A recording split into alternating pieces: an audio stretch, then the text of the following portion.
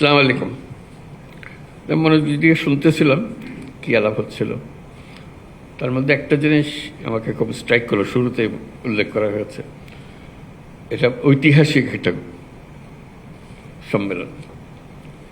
আমার খুব কৌতূহল হলো ঐতিহাসিক কেন হলো এটা। তার মানে আগে কোনোদিন এরকম জেলা পর্যায় থেকে সিভিল সার্জনদেরকে নিয়ে এসে কথা বলার সুযোগ করা হয়নি, আমি সেটা জানতাম না। ডিসি সম্মেলন বলে একটা সম্মেলন হলো, আমাকে বোঝানো হলো যে এইভাবে সবাইকে একত্র করা হয়, তাদের সঙ্গে আলাপ আলোচনা হয়। তো সেই সম্মেলন করতে গিয়ে আমি পরে প্রশ্ন করলাম, ডিসি সাহেবদের সম্মেলন হলো, পুলিশ সাহেবদের সম্মেলন হবে না? বলে না, এটা তো হয় না। আমি তো কেন হয় না? তখন এই প্রশ্ন জাগলো যে পুলিশদের প্রধান, জেলা প্রধান যারা আছে তাদেরকে নিয়ে আমরা বৈঠক করব। তো সেটা করতে গিয়ে তো স্বাস্থ্যদের কথা চেয়েছি, স্বাস্থ্যের হয় না? বলে না, তা হয় না। আমি বললাম যে হোক, তাদের সঙ্গে দেখা সাক্ষাৎ না হলে আমরা কি চিন্তা করছি, আমরা কি করছি, তাদের কি চিন্তা করছে, এটা অগ্রসর হবে কি করে। এটা আমি অত্যন্ত জরুরি মনে করেছি যে সবাই দেখা সাক্ষাৎ করা। এখানে যে সব সমস্যার নিষ্পত্তি হয়ে যাবে সেটা চিন্তা করি না, কিন্তু দেখা সাক্ষাতের এটা একটা মহা ওষুধ। দেখা সাক্ষাৎ হলে তার একটা প্রতিফল পাওয়া যায়। চোখাচোখি হলে, মুখোমুখি হলে, কথা শুনলে, যে জিনিসটা কাগজে আসলে কাগজটা সরিয়ে দিয়েছি, কিন্তু মুখের মধ্যে শুনলে মনে হচ্ছে তাই তো, এটা একটা বড় বিষয়, তো আমরা তো মনোযোগ দিচ্ছি না এটাতে।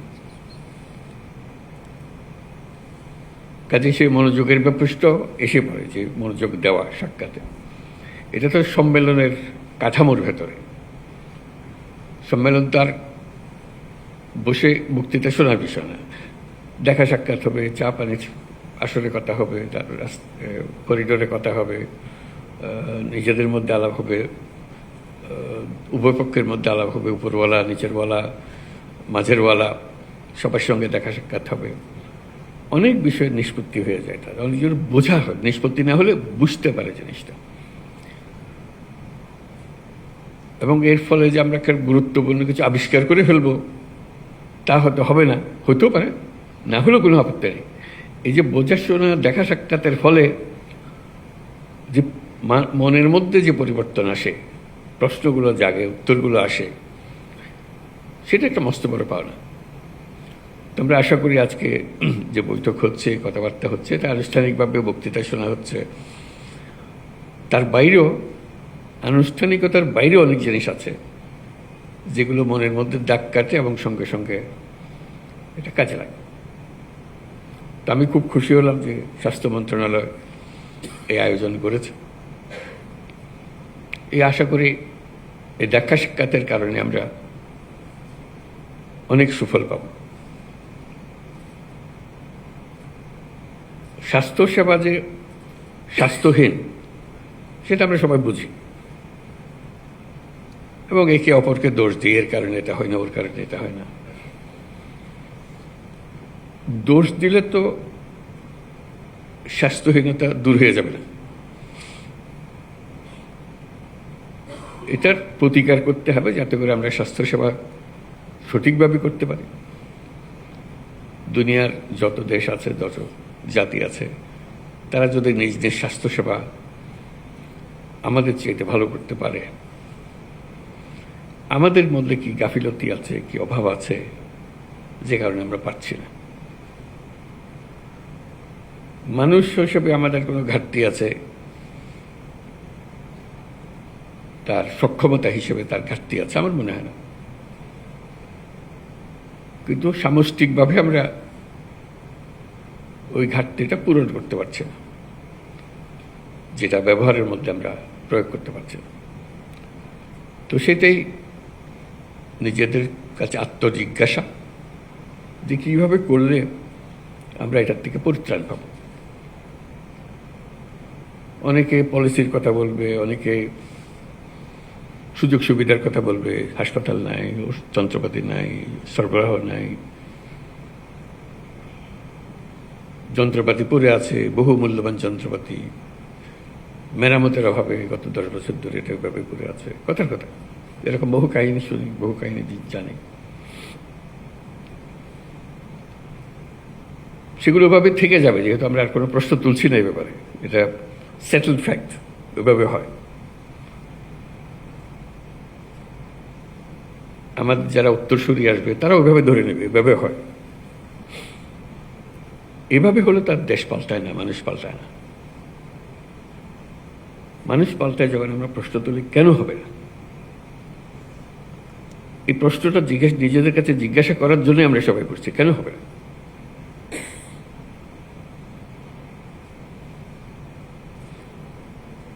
আমাদের কি কিছু অভাব আছে মানুষ হিসেবে? আমরা কি অধম একটা জাতি? আমাদের সমস্ত কিছু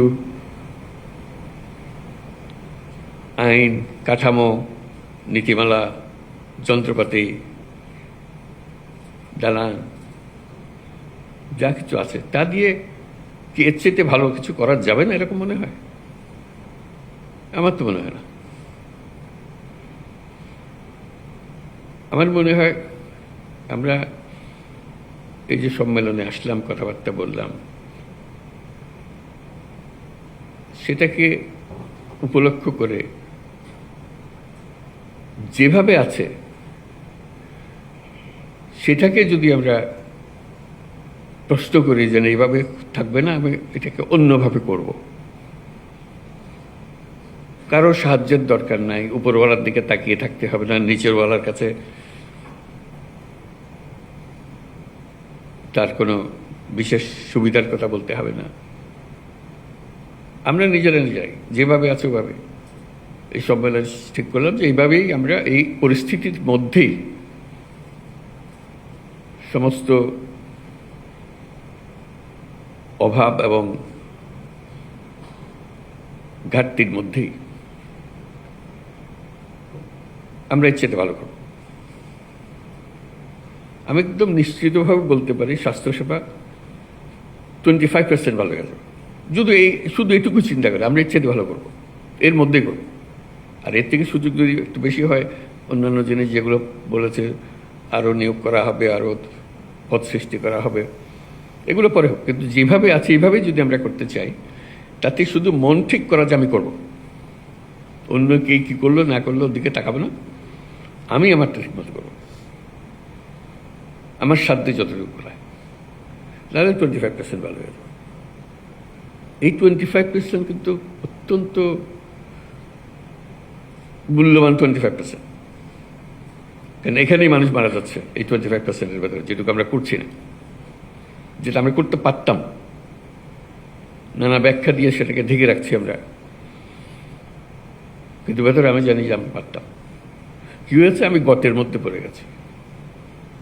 ওই যে স্বাস্থ্য উপদেষ্টা মহোদয় বললেন যে হাসপাতালে গেলাম, যেখানে যা থাকার কথা নাই, যেখানে যা করার কথা করছে না, ইত্যাদি ইত্যাদি।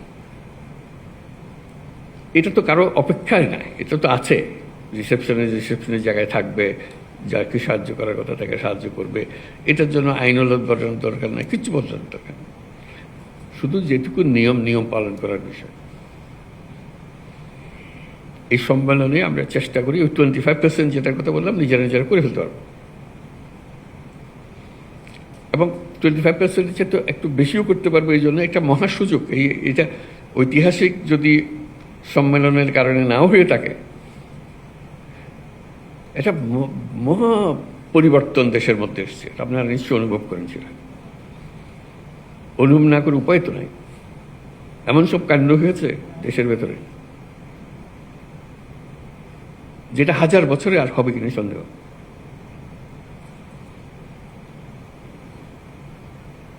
আমরা তার মধ্যে আছি, যে 1000 বছরের যে পরিবর্তন,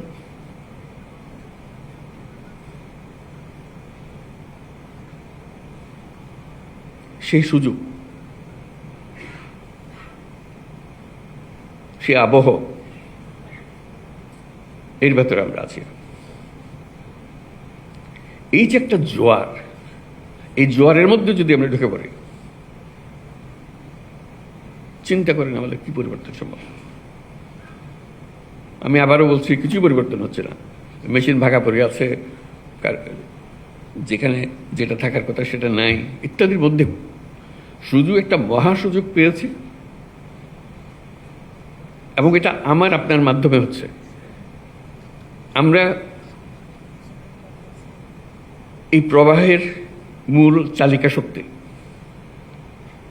আমাদের ছেলে মেয়েরা, বাচ্চারা এখনো নাই, ওরা আসবে, ওরা দেখবে। যারা আমাদের থেকে বয়সে বড় তারা চলে গেছে বা কর্মক্ষেত্রে নাই। আমাদের হাতে এটা, এই পরিবর্তনের জোয়ার।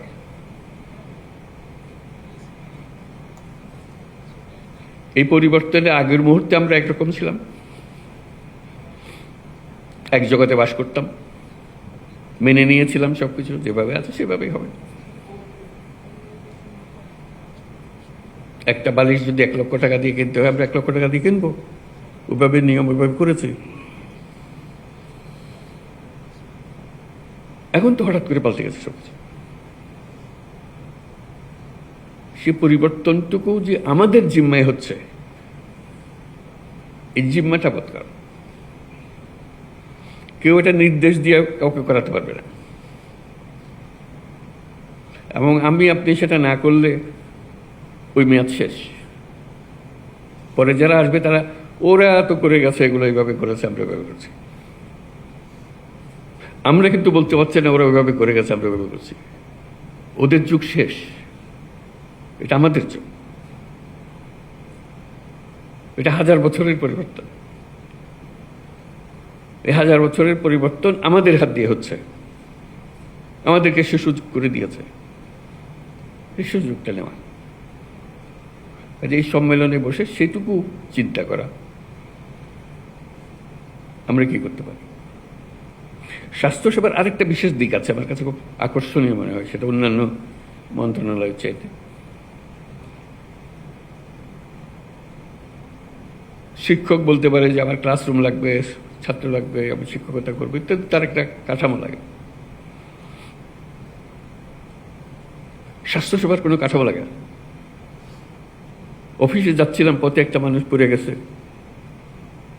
শ্বাস নিঃশ্বাস নিতে পারতেছে না, আমি ডাক্তার পাশ দিয়ে হেঁটে যাচ্ছি। আমাকে বলতে পারে যে না, ওরে হাসপাতালে নিয়ে যান, তা নিলে হবে না। আমি ডাক্তার, আমাকে এক্ষুনি এটা করতে হবে, আমার হাতে কিছুই নেই। আমি অফিসে যাচ্ছিলাম, কি মর্নিং ওয়াক করতে যাচ্ছিলাম, আমি যে অবস্থায় আছি সেই হাফ প্যান্ট পরা, গেঞ্জি পরা অবস্থাতে আমাকে কাজে লেগে যেতে হবে। এটার থেকে পরিত্রাণ নাই, যেহেতু আমি ডাক্তার।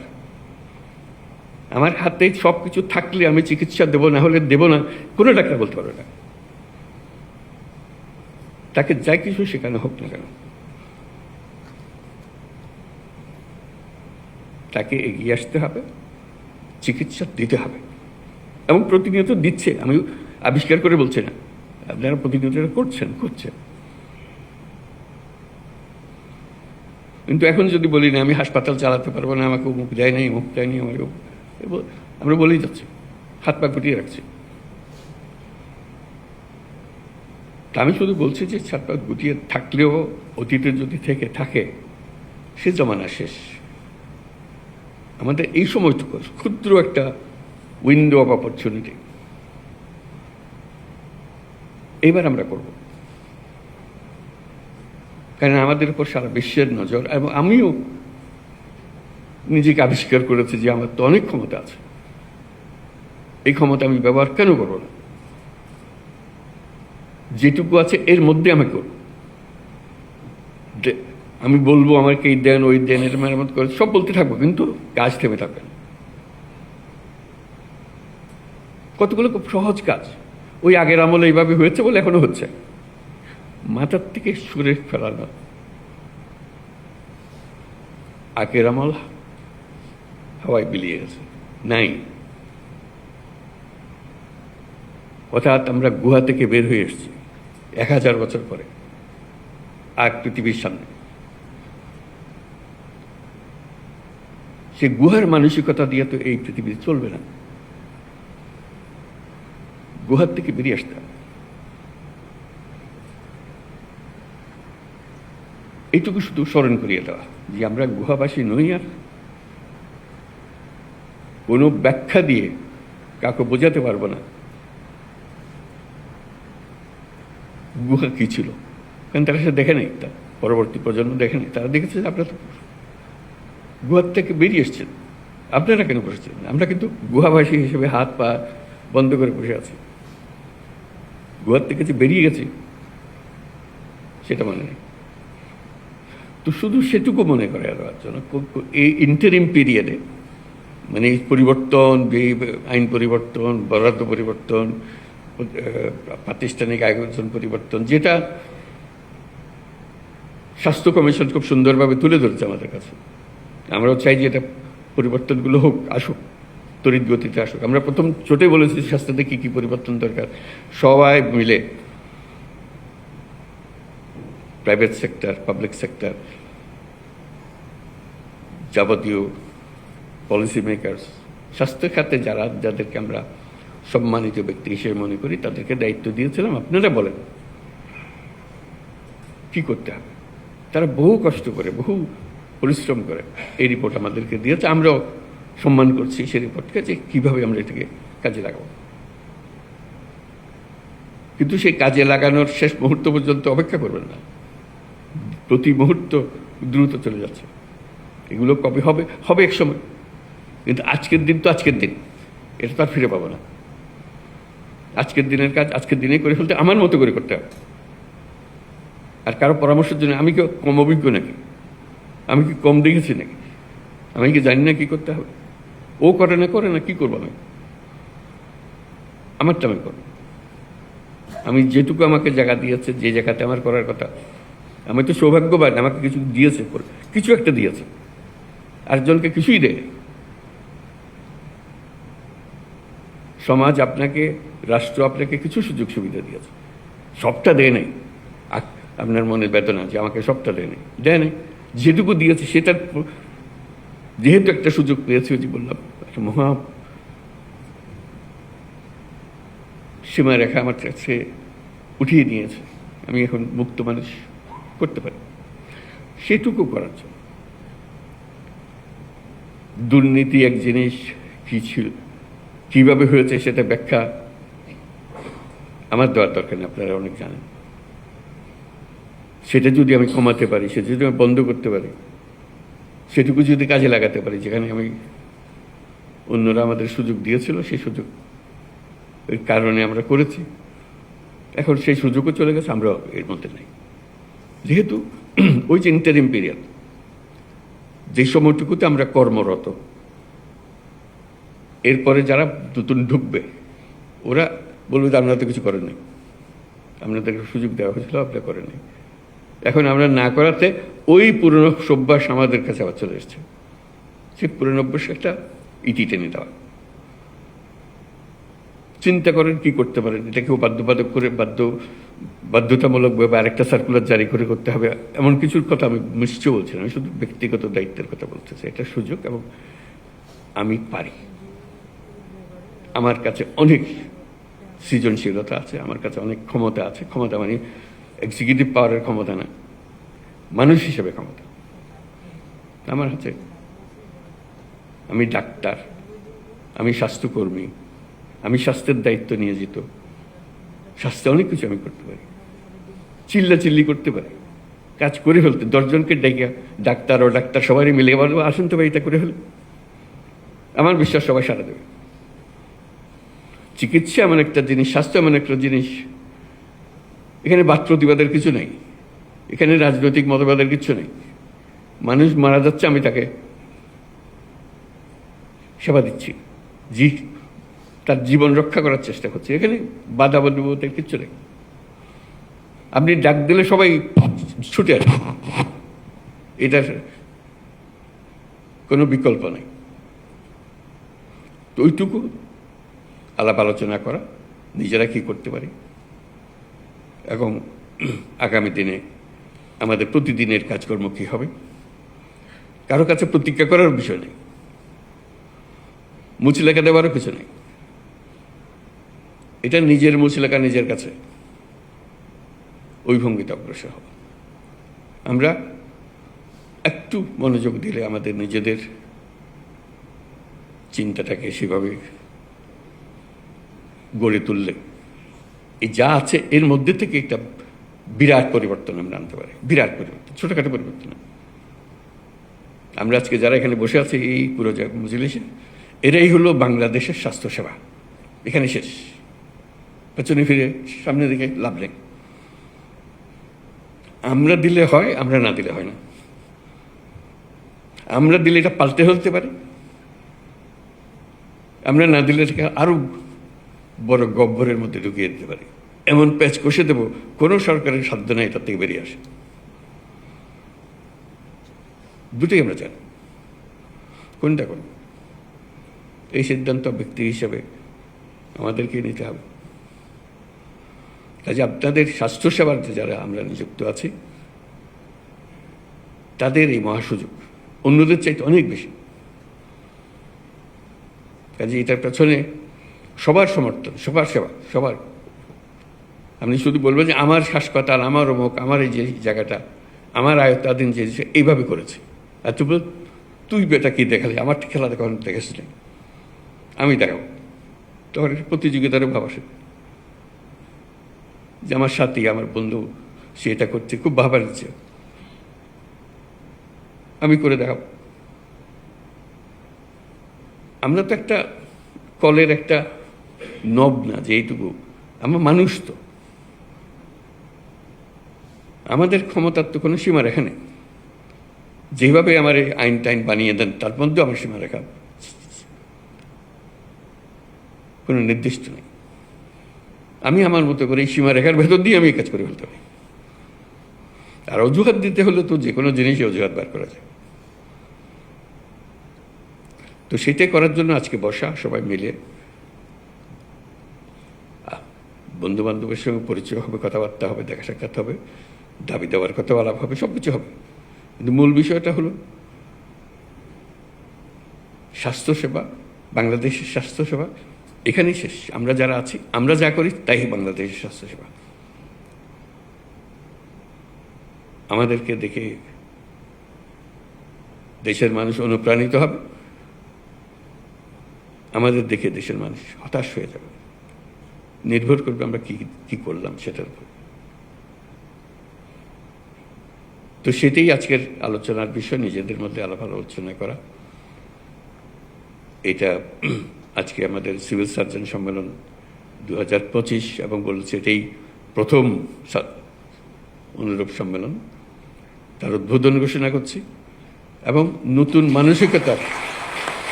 এই সঙ্গে নতুন মানসিকতার উন্মোচন করছি এবং এই সঙ্গে নতুন বাংলাদেশ গড়ার উন্মোচন করছি। ধন্যবাদ।